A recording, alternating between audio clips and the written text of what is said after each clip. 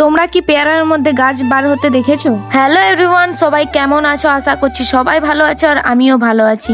কাল রাত থেকে যা বৃষ্টি পড়ছে, থামবার কোনো নামই নাই।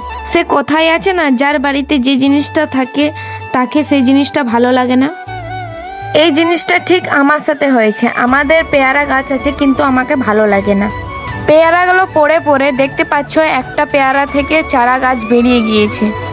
এই গাছটা এইবারে আমরা লাগাবো। গাছটা উঠিয়ে নেব, কারণ এইটা মাটির ওপরে হয়নি, এটা ইটের ওপর হয়েছে।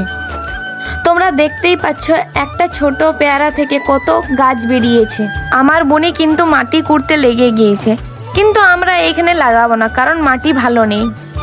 এইখানে কতগুলো বেগুন গাছও লাগানো আছে আর কাঁচা লঙ্কা গাছও আছে। এখানে একটু মতো ফাঁকা জায়গা আছে কাঁচা লঙ্কা গাছটার কাছে। এইখানে গাছটা লাগিয়ে দেবো, কারণ এখানে মাটিটাও ভালো আছে। তারপরে একটু বড় হয়ে গেলে গাছটা তুলে অন্য জায়গায় লাগিয়ে দেব। দেখো কত ছোট ছোট গাছ বেরিয়েছে আর কত সুন্দর লাগছে। আমার নেক্সট ভিডিও দেখার জন্য পেজটাকে ফলো করে নাও আর সাবস্ক্রাইব করে দাও।